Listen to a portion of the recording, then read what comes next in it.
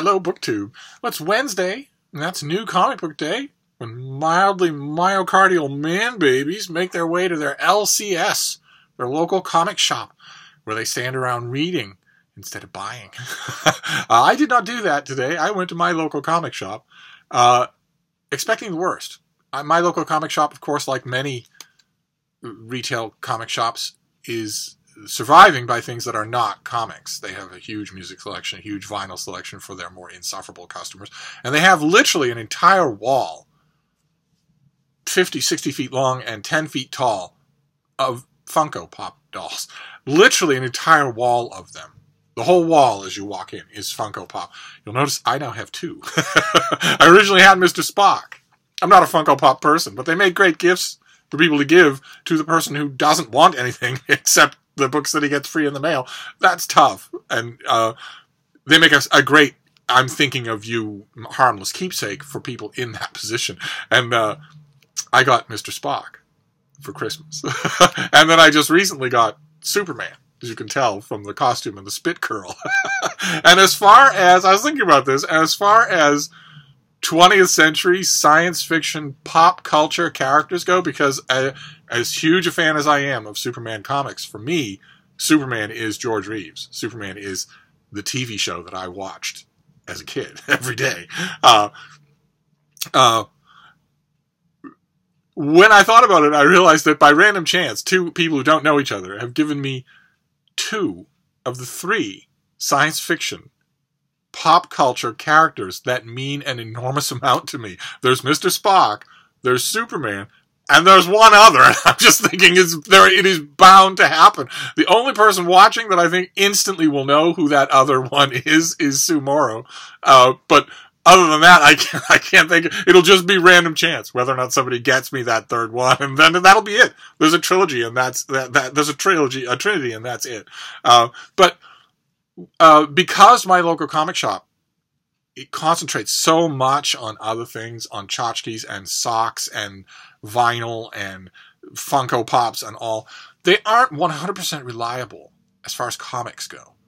There is a dedicated comic shop that's about 15 minutes more of a walk away. It's not anywhere near my route, in other words.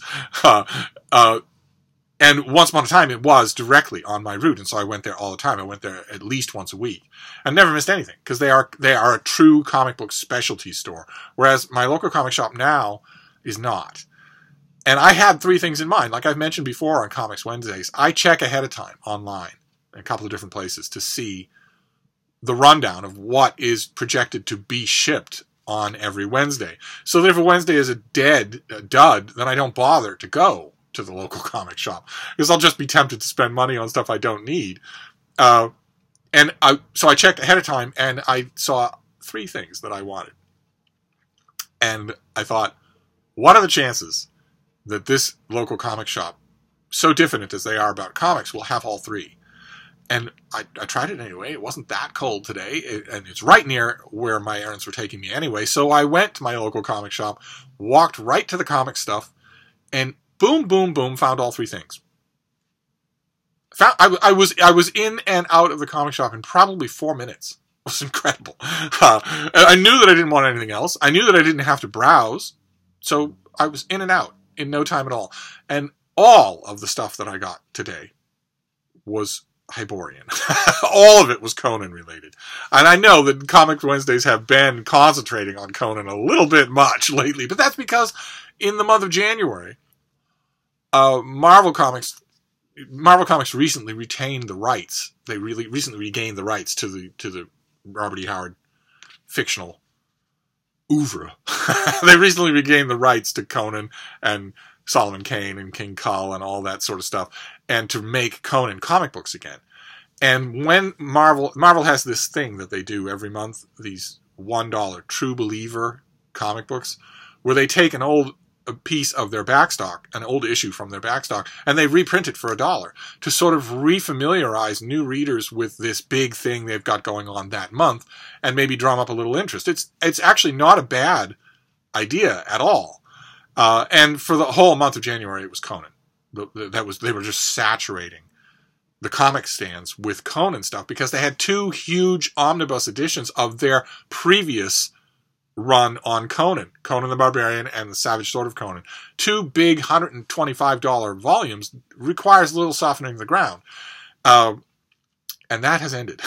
Now Marvel is pushing Carol Danvers' Captain Marvel because they've got a movie coming out. So I imagine that the true believers and all the ancillary stuff that they reprint is going to be Captain Marvel, more Captain Marvel, and more Captain Marvel for the foreseeable future, at least for another month. And I noticed today that the true believer issues were a reprint of Captain Marvel #1, Ms. Marvel, from the 1970s, which I bought when it first came out. It was the introduction of a new superhero, and back then that was rare. It was rare that a new superhero would get a #1 on their own. Usually they had to prove they were popular in somebody else's comic before they got their own comic, or they would have a backup feature or something like that.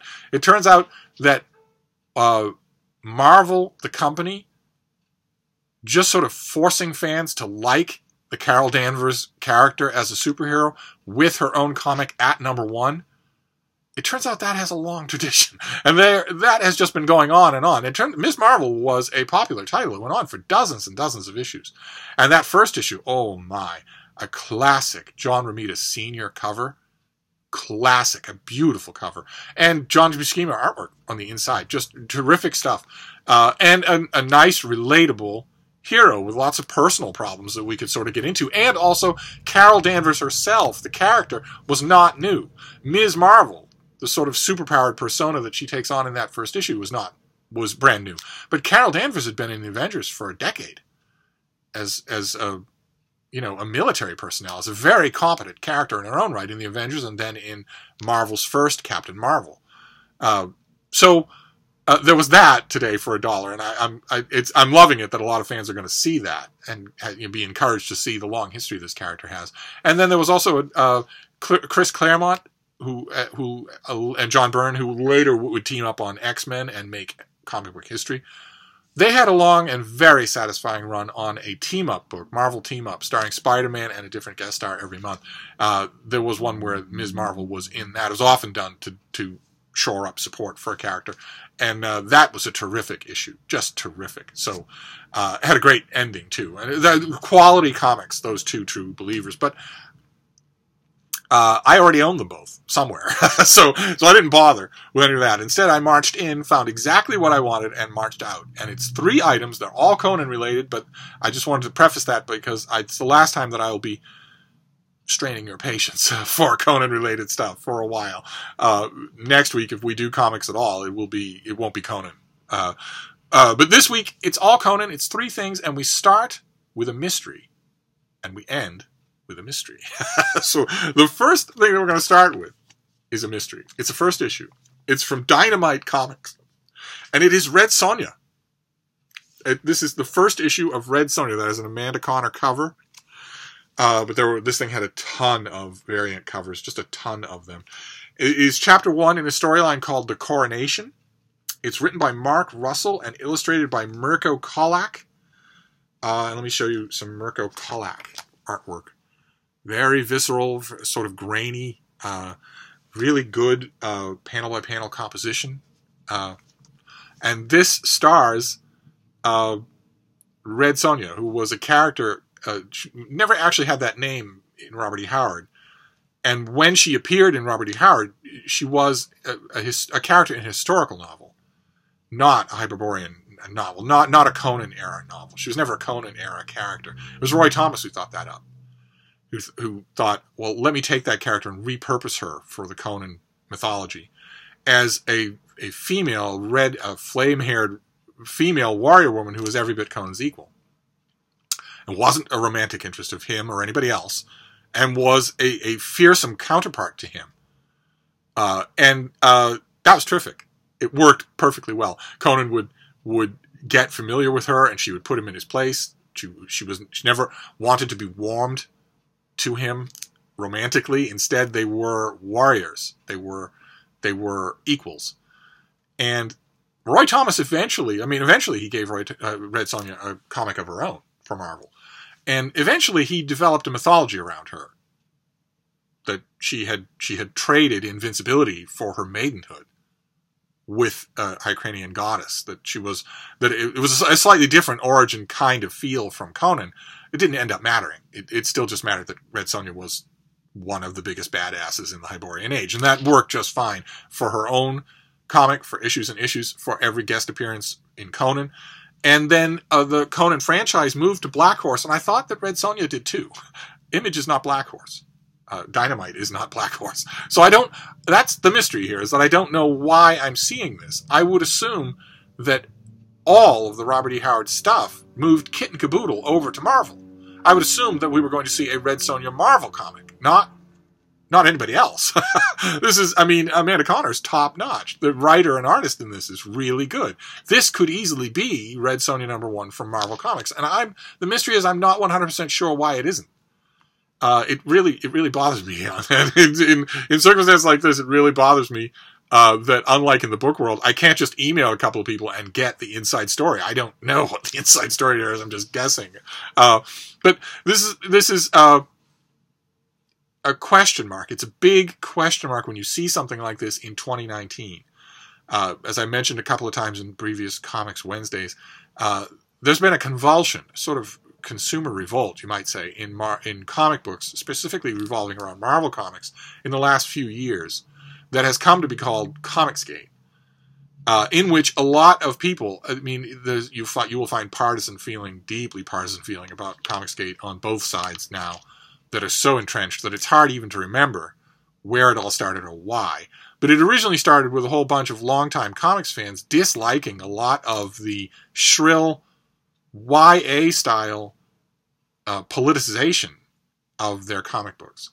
Stuff that we, as book readers, would instantly recognize as the kind of stuff that has made the YA subculture in the book world so incredibly toxic and off-putting. The things we saw, a story convulse that whole world just recently.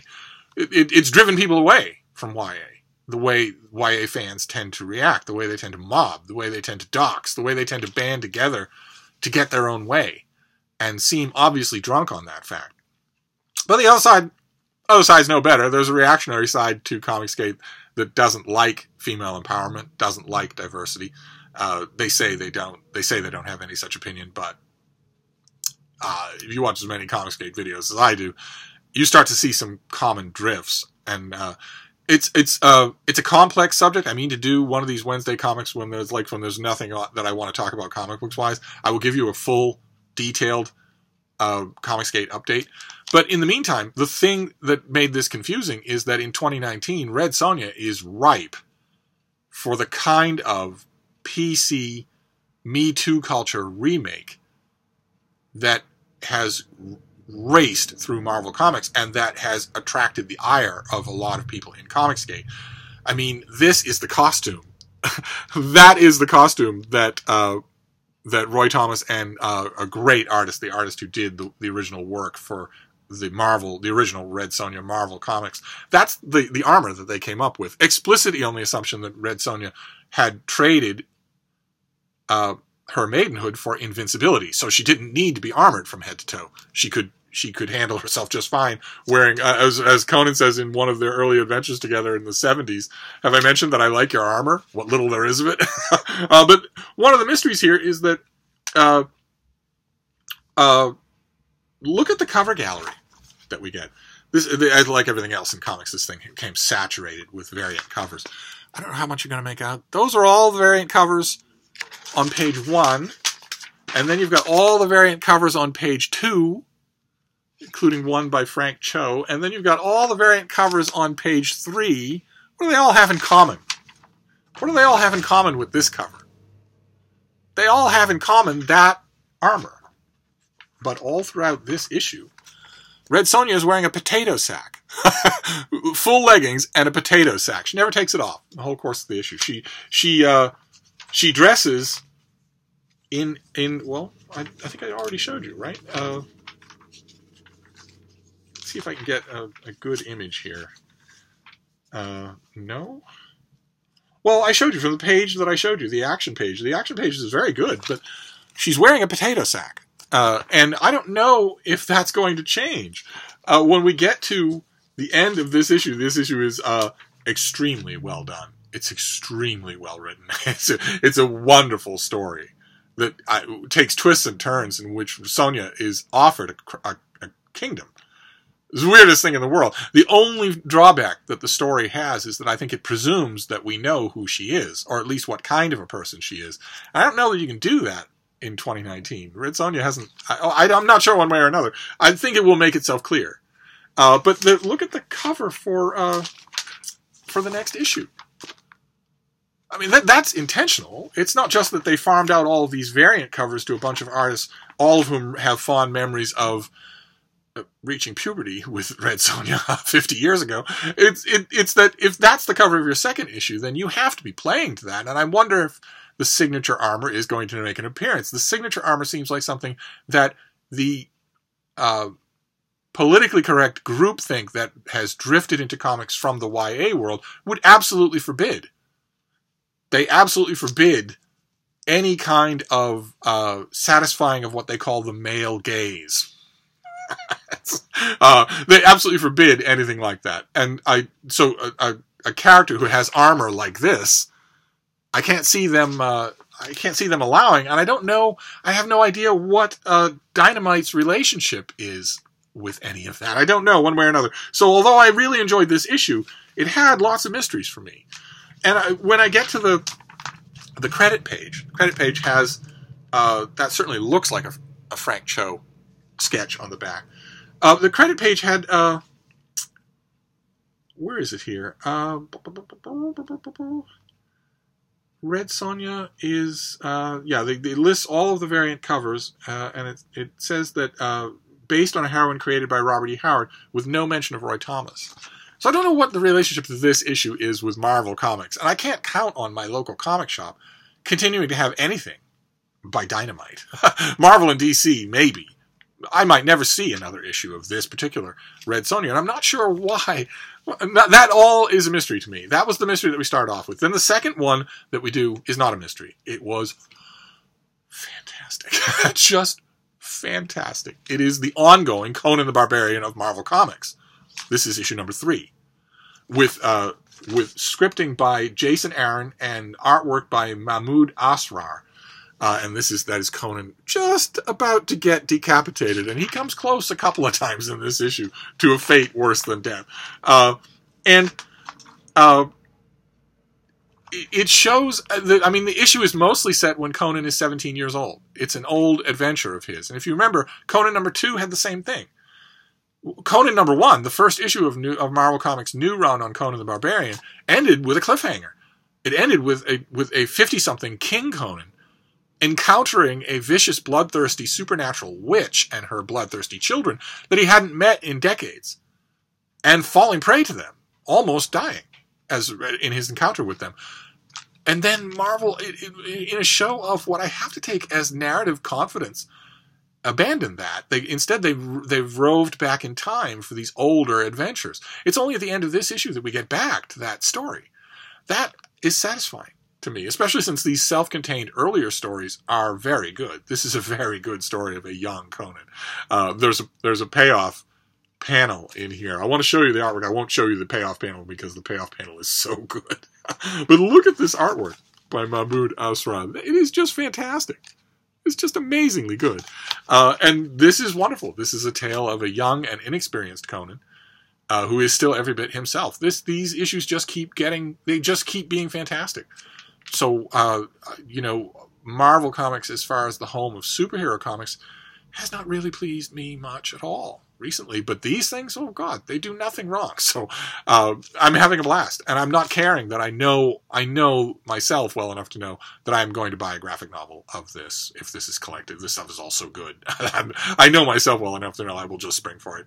I'm not going to care about it much anymore. And then, those are the first two, and then we have a collection, a book.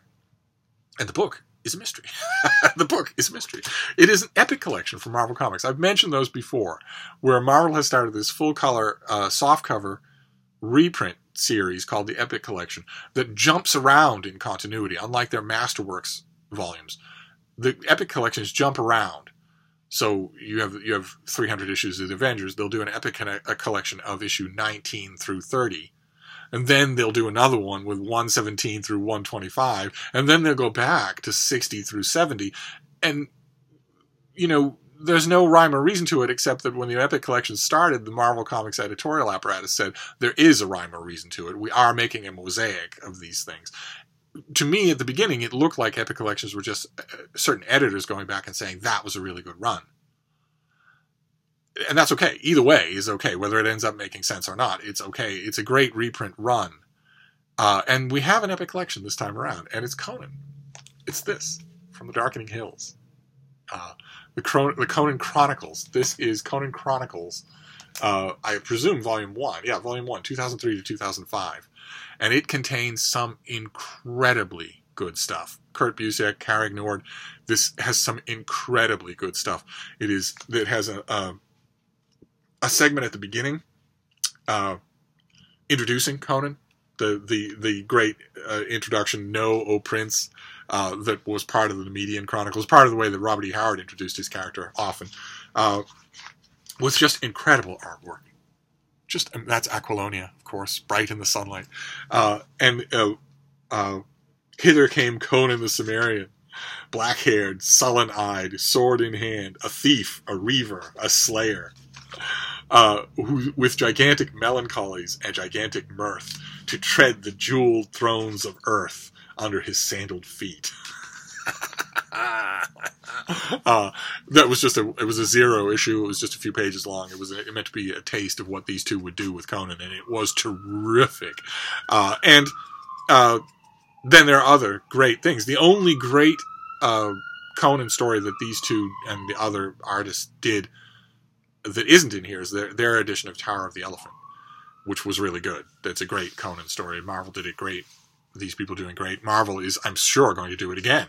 And Marvel also did it a second time in Savage Sword of Conan.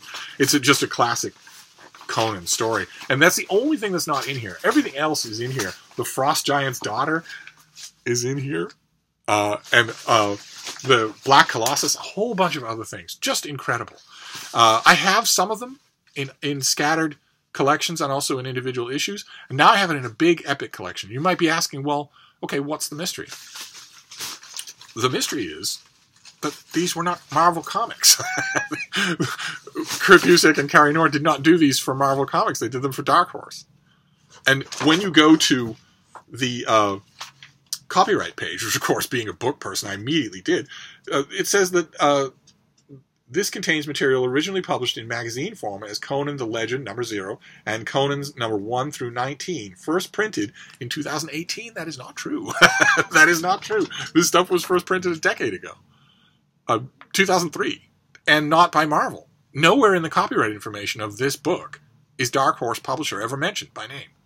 As far as I can tell, I mean, I haven't studied every single thing of it, but as far as I can tell, this book nowhere mentions Dark Horse. So what explains this? This is another email that I would like to fire off and find out what's going on. What explains how Marvel is able to reprint this stuff? I mean, getting the franchise of Conan back, yes, absolutely. That I understand. Reprinting your old Conan stuff yourself, absolutely, yes. But reprinting the Conan Adventures of another company?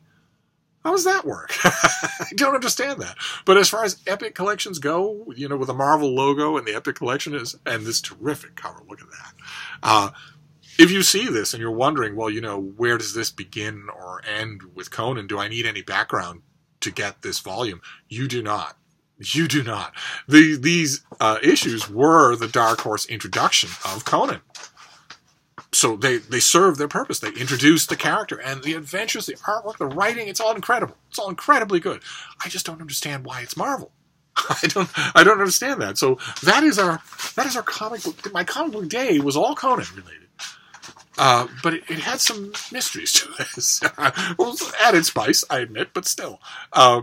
That does it for your Comic Book Wednesday. I don't think we'll be talking about Conan again for some time. I have a feeling that we'll either move off of comic books entirely on Wednesday, or we'll move to some superhero stuff. I don't foresee. I don't think anything Conan related is coming out next week. I could be wrong about that. The next thing I can think that I will talk about Conan-wise is when Marvel launches the Savage Sword of Conan, which is their ordinary comic book. just an ordinary comic book called The Savage Sword of Conan, companion series to this one. I'm dying to know how they're going to do it and how it's going to be. But other than that, I promise those of you who are not Conan fans, first of all, shame on you. And second, we will be talking about superheroes next week. So there you go. That is Comic Book Wednesday this time around. But I will see you soon. We have other bookish stuff to talk about. Thank you, BookTube.